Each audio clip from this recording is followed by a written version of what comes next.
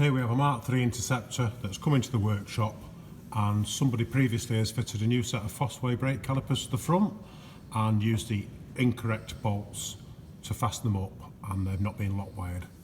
So these were the bolts that were fitted when it came into us. They've now been replaced with the correct bolts with the lock wire holes, and we're now going to show you how to lock wire it. It only takes a few minutes. We're going to be using some safety lock wire and a pair of lock wire pliers that allow you to put the twist on the cable.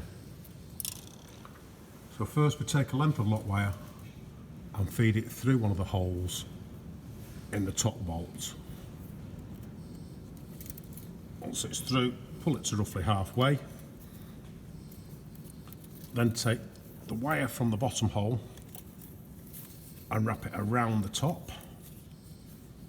The next hole here is about the 1/4 position, so we now want to place the lock wire pliers slightly above that, fasten them in position, then you pull on the bottom and it'll put a nice twist on the cable.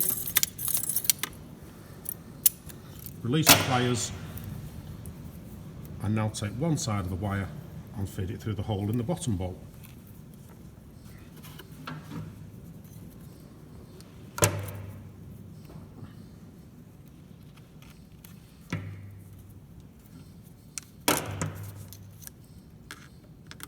Just pull that through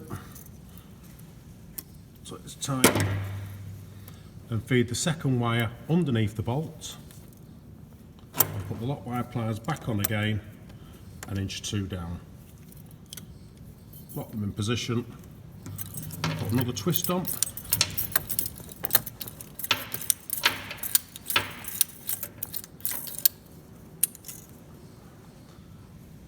So all we need to do now is tie the bottom of the wire up. Cut it about 3/4 to 1 inch down. Then this end here can be quite sharp, so you don't hurt yourself on it, just fold it back on itself.